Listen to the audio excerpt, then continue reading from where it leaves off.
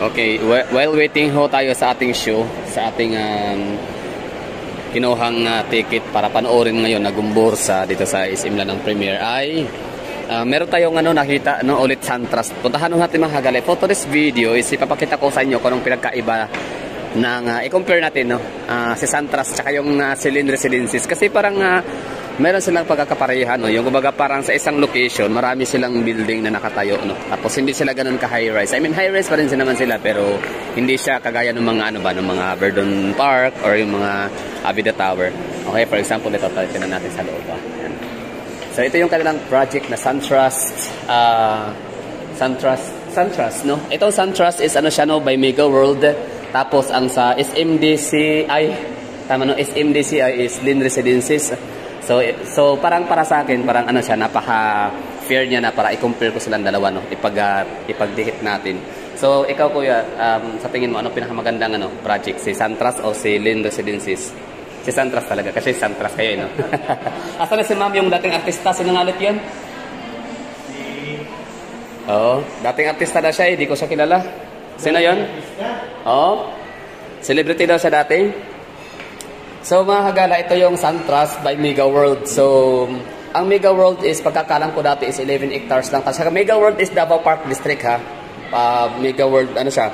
Bali, project by Mega World or developer, tama no? So, tinuod na kuha na siya karon 22 hectares na daw. 11.2 hectares. 11.2 hectares. So, shout out dyan sa mga nagsasabing 22 hectares na siya ngayon. Fake news ho kayo ha. Wag ho ganun, joke lang. Hindi, sabi ni ngayon dito ni Sir, daw talaga siya ang Davao Park District na 11.2 hectares. Yun talaga yung nakita ko dati pa last year o nung mga nagdaang pang mga taon na proposed project ho dito sa likod ng sa may Dako Daw Loop sa likod ng SM Lanang Premier. So nito mga huli kong vlog about Davao Park District may nagsabi na nadagdagan na daw siya kasi meron daw in-acquired daw doon naunahan. Tinood sa likod. Ilang gi-acquired so but pa sabot tinood na ingon nga 22 hectares na. Masagit tinood na. Wala pa kasi wala pa usapan na pero meron na kukuha kasama sa project sana. Pero ito i-develop na yung 11.2 hectares. So ang i-develop pala is yung 11.2 hectares. Tapos yung sinabi nila na 22 hectares na daw or 20 hectares dahil sa dinagdagan na kinuha yung binili yung sa kabilang lote. So legit yun, totoo yun na meron na. Kasi nasa project hindi na ako makapunta okay. Kasi sa vlog ko kasi may mga tao talaga na ang dami talaga mga nag-aabang sa mga gaya na ito mga siyempre madalas yung mga OFW gustong mga citizens sa Amerika, Europe kung saan man siyempre talagang tumitingin-tingin talaga sa pinakamagandang amenities di ba? Isa yan ano ba pinaka-advantage kung diyan sila titira, di ba? Kung diyan sila kukuha ng unit. So yung iba siyempre parang malaki din yung tulong ng gano'ng kalaki yung hektarya ni Mega World di Davao Park District. So yun. So sabi ni Sir, talaga 11.2 hectares pa lang talaga siya. Tapos kung meron mga dagdag yung sa likod, hindi pa yung nakasama sa tawag ito sa project hindi pa siya nakasama. Pero meron ka narinig na nakuha na daw nabili. So okay, so hindi pala scam, fake news yung mga nagsasabi about sa 22 hectares. Okay, so tuloy ho tayo. Bali, after natin dito ngayon sa Santras, titingnan ho natin din yung SMDCI Lynn Residences sila kasi meron silang showroom doon babae natin. So sa presyo, tagpila ka ni Drea, inyong kuan unit. Medyo malaki kasi yung cut ng unit namin Tagpila ka square meter?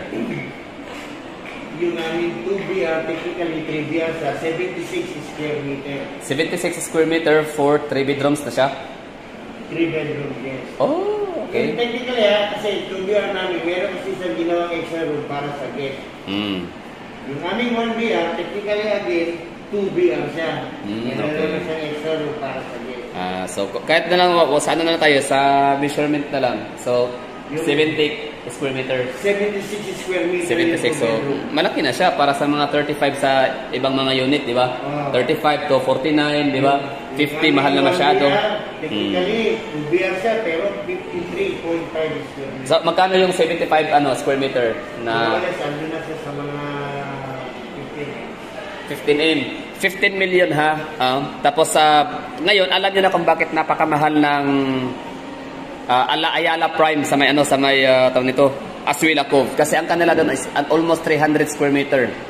100 plus square meter, 95 square meter, pinakamaliit. I don't know kung ano, tama ba yung nabasa ko doon. Basta, hindi ako makakamali in between siya sa 150 square meter to almost 300 square meter. So far, sa lahat ng mga condominiums na nakikita ko buong Pilipinas ng ng Ayala Land, is itong Aswila Cove ang siyang may pinakamalaking cut ang tawag mo. Siyang may pinakamalaking cut, no? Pinakamalaking spasyo. So basically, parang bahay na rin talaga siya. Kasi for example, sa mga hindi nakakaalam, sa mga hindi masyadong familiar, I don't know kung meron, baka ako lang hindi, no?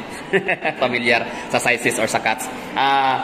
NHA Bangkal, yung kanang anda dyan, mga NHA Bangkal is nasa mga 90 to 110 square meter ho yan, no? So kung meron ho kayong bahay or lote dyan sa mga bangkal, na, mga NHA na yan, so yun po yung cuts. Malaki na ho yung 90 to 110 square meter. So what more ang sa Aswila Cove na 150 to almost 300 square meters. So yun.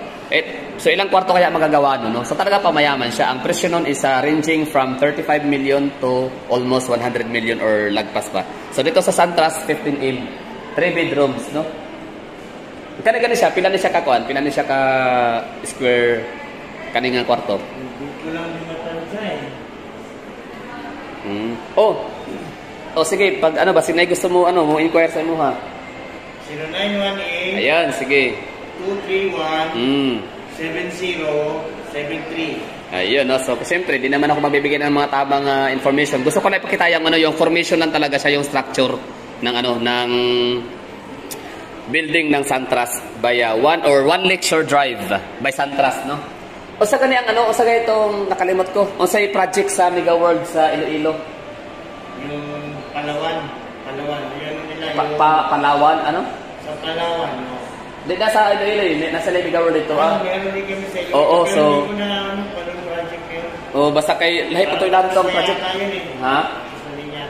Oo, basta na siya nga. Dili pareha kay Drea sa Davao City kung tayo dito sa ating Davao Park District Big by Mega World is meron tayong Santras. Doon naman sa Mega World District naman sa Business District sa may Iloilo is basta iba yun nakalimutan ko na. Andun sa yun mayroon akong flyer dala nun. So ito yung itsura ng ng Santras condominium or tawag ito, Santras or One Lakeshore Drive. So ang iyahang amenities sa ginana niya, sir? Ang amenities niya nasa swimming pool. Nasa templo. Tapos nasa yung mga swimming pool, no? Ang Davao Park District is naaba sila ibutang na kuan. Shopping mall. So ang ground floor niya is shopping mall. Second floor parking. Sa third floor yung mga amenities. Sa Mega World Iloilo is naa sila kuan Festive Walk Mall. Unsay tawag sa mall diri sa Mega World? So ngayon Mega World Lifestyle Mall. Mega World Lifestyle Mall ang tawag. Okay. So unsay mga level niya, sir? Ay mong nakita nang ilahang proposal or sa forma sa ilang mall. Unsay mga barangay sa mall Victoria Plaza. Parang SM din talaga. Murag SM gyud siya. Parang yun talagang nasa BGC, parang nasa BGC. Yan ang magiging nandiyan. Okay. So yun So bali 11.2 hectares Mega World Corporation o tawag naman ay Davao Park District. So meron silang Santras na ito. 4 na building sila. Ilang floor to, sir? 19. Ha? 19 floor. So ano siya? High rise. Mao na ba na siya ginahimo karon? Ato makitaan? Okay. So yan pala yung ginagawa ngayon na gusali. Yung under construction na makikita ho natin from afar pag nasa Island Garden City of San Mateo. Yung madalas ko pinapakita sa inyo na na Lanang District. Dako daw loop particular. So yun, Santras. Yung pala, yung BXI, I-Core, tsaka Concentrex ba yun? Din pala siya, part din pala siya ng Davao Park District. Kasi dugin na diyan mga sana sa nag-start ang tukod. Kung kayo may numduman. Bago pa nag-COVID dyan, nakayo din. Diba, na siya, existing na siya Ayun, so tapos na tayo dito sa sa Davao Park District na residences. Kasi gano'n yan bawat mga business parks and mga business districts, meron talaga silang nilalagay din ng mga residential area, condominium. For example, yun nga, Aswila Cove. Sa Ayala Business District sa may Abrisa, meron din silang Abrisa's Tower. Meron din silang Avida sa harap. Tapos sa ano naman, sa may Lanang, dito sa may Daco Down Loop, so merong SM, tapos meron silang mga PXI, kung mga call center, BPOs, tapos meron silang Lake Residence, Lane Residences. Tapos si Davao Park naman, so sa likod nito, ni SM, meron silang, ayan din, residential area condominium. So no, 19th floor pala siya, 4 na gusali. Sige sir, salamat sir ha. Oy, nagbigay na ng number si sir ha, so sa mga gustong, mag-inquire pa for more information bago sa inyo bumili ng ng 15 point something na million na unit, meron kayo dito. Meron kayong mapapipilian, no? So marami kayong mapapipilian dito sa Davao. Pwede kayong merong bago saan ba yung Santos Land ngayon? Na lugar. Sa Bahada, no? So merong Santos Land sa Bahada, merong Davao Global Township, merong Aswila Cove, and merong ito, Lakeshore Drive, One Lakeshore Drive sa Davao Park District or by Mega World, and meron din sila sa SMDCI na Lane Residences.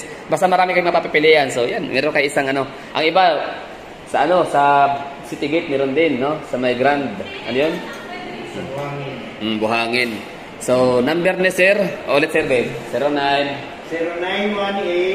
0918-231-7073. Oh, yun, no? So pwede niya sa tawagan para mag-set kayo ng appointment. Pwede na ba mag-sightseeing sa Yes, sa area? Okay, so tapos na tayo dito sa may One Lakeshore, sa may Santras ng Davao Park District by Mega World Corporation. So ngayon, proceed tayo sa SMDCI, no? O nga pala, malapit na pala yung show, 8:30 na, so 7:50 na ngayon. Hindi na muna ako didiretso sa may SMDCI parang showroom ho nila. Dito na tayo sa One Lakeshore, tatapusan ang video. So yun lang mga gala, for today's video, hindi po siya comparison pala talaga sa hindi na siya babawiin ko na, hindi siya comparison, no, sa One Lakeshore and Lane Residences. Hindi siya comparison ni One Lakeshore by Mega World and SMDCI showroom na sa SMDCI project na Lane Residences Condominium. So dito lang tayo matatapos. Thank you for watching. Basta kung gusto yung pumunta dito sa sa showroom sa SunTrust, yan may kita dyan, SunTrust. SunTrust is sa tawag na kanang corporation ila sa Sapan. Subsidiary siya sa Mega World. Okay. One Lakeshore. So usa pang mga Mega World sa Pilipinas na imong nibalan lang ha kung naaman nga SunTrust ang ilang kuan. Yung BGC sa Taguig. BGC sa Taguig sa SunTrust. Mega World talaga yun. Ha? Mega World project yun. Mega World talaga siya. Kasi ang Mega World sa ang Mega World sa may tawag na ito, sa Iloilo kasi, Mandurriao, hindi kasi hindi siya SunTrust. Oo. So mostly, merong Mega World sa may sa may Mactan Newtown, sa may Lapu-Lapu City. So anong developer ng mga condominium doon? Mega World talaga siya, so hindi siya SunTrust. Okay. So ang SunTrust is parang allied or parang tie up, collaboration or subsidiary. Sister company sa subsidiary, parang gano'n, no? Just like SMDCI. Yeah, okay. So yun lang mga gala, bali 19th floor, no? So information, syempre mga tayo, no? Mahilig tayo, mga enthusiast tayo sa mga gusali, mga high-rise buildings and condominiums ito sa kahit saang lugar sa Pilipinas. So ito nga, bali, pinaka-information talaga kinukuha natin kung gano'ng kataas nga ba siya. So it's 19th floor lahat. Tapos yung cuts nito is 75 square meter, no, per room. Ang price, siyempre, sali na natin 15 million. No? Baka meron dyan sa inyo na meron din 53 square meter. Meron din 53, oh. Tsaka 26 square meter. Basta yung mga ganyan information, contact nyo na si Sir. Yes, si Sir, oh. Contact nyo na si Sir, kausapin nyo siya, kaya nang bahala tanong-tanong sa kanya about sa mga information. Ako, showcasing lang ako dito kung ano nga bang itsura talaga siya. Parang basic lang ba, no? Yung facade lang, ganda ng facade niya, oh. Pero ito yung likodan na area, ha? Yan. Parang parking. Asa siya na? Asa man banda ni nakaatubang? Sa Dakot, sa may Ubalde? O dire sa Lanang, dire sa SM? Ito kasi meron pang building dito yung SM. Okay. So, sa loob ito ng project. Okay, so para ito yung pinahagilid. So ibig sabihin, itong swimming pool facing sa may Ubalde. Facing Ubalde. Okay. So yan, no? So maraming salamat. Ano sa tingin nyo? Tama lang ba? Okay lang ba? Maganda ba ang may panlaban ba si One Lakeshore Drive? Ay, syempre naman. May shoutout to sa nag-comment sa akin vlog, ha, na ang sabi niya, so far si Mega World ang may pinaka the best na mga project compare sa ibang ano. Pero sa kanya lang yun. Hindi ko alam kung anong basis ho ni sir. Basta sabi niya, which is makikita ko rin talaga, kumpara kay Ayala, ikumpara ko kay, pero si Rockwell, iba rin ang level nila, Rockwell no, sa Makati.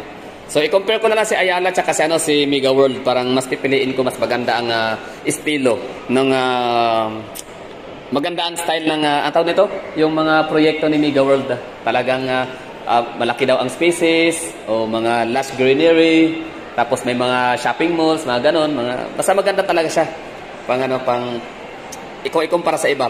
Unique si Mega World. Kumbaga parang masasabi mong very distinct talaga siya compare sa ibang mga developers sa Pilipinas, mga corporate.